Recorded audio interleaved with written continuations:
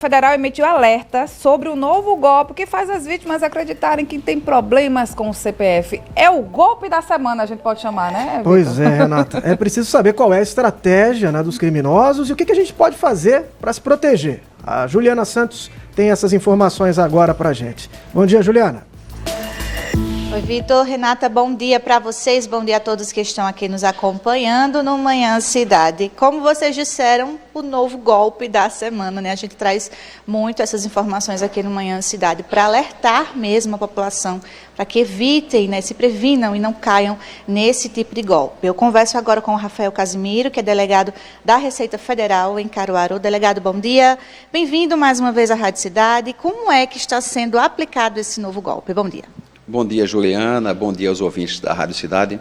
É um golpe muito semelhante aos golpes anteriores. Os fraudadores, os bandidos, eles mandam um e-mail para o e-mail do cidadão, informando que o CPF dele vai ser suspenso caso ele não pague algum imposto, e coloca lá um link malicioso que vai gerar um boleto, vai gerar um código de Pix para a pessoa fazer um depósito de um dinheiro numa conta corrente, sob pena de ter seu CPF suspenso. Então, a gente sabe que esse tipo de golpe é muito comum e os bandidos, os fraudadores, eles usam uma linguagem muito específica, que é a linguagem que a pessoa vai ter um dano, que a pessoa vai ter algum problema sério, grave, urgente, e que se ele não pagar aquele dinheiro, o CPF dele vai ter um problema muito maior. Então, é assim que eles fazem para poder roubar dinheiro da população. Eles usam essa ideia da emergência, né? Você tem que pagar agora para não ter o CPF suspenso. E em quais casos, né, o contribuinte realmente pode ter esse CPF suspenso?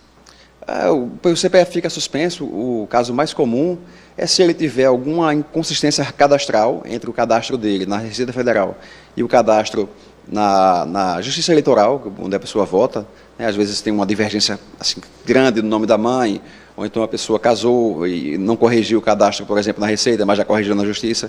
Então, se houver uma inconsistência cadastral grande, o CPF dele pode ficar suspenso para ele vir na Receita, o cidadão vir na Receita e regularizar seus dados. Uma outra situação que torna o CPF suspenso também é se o cidadão deixar de votar em 2 eleições consecutivas, ele sendo obrigado. Então, o título de eleitor dele, nesse caso, é cancelado, e depois que o título é cancelado, o CPF fica suspenso. Mas, para regularizar, basta ele se regularizar perante a Justiça Eleitoral e depois ir na Receita Federal para resolver a situação.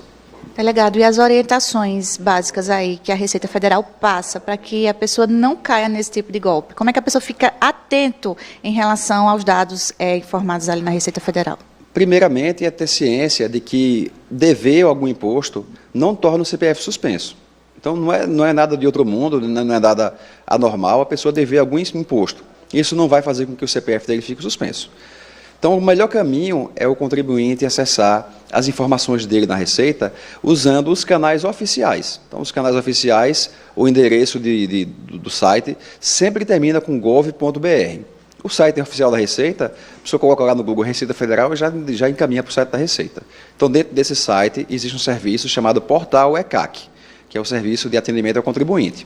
E dentro do Portal ECAC, ele consegue fazer o levantamento de todos os débitos, consegue emitir os DARFs, que são as guias para pagamento. Então, através do Portal ECAC, acessando os seus dados cadastrais, os dados fiscais para o Portal ECAC, ele vai ter certeza de que aquele boleto para pagamento é um boleto legítimo e ele realmente está devendo algum imposto. Se estiver devendo, vai estar dentro do Portal ECAC.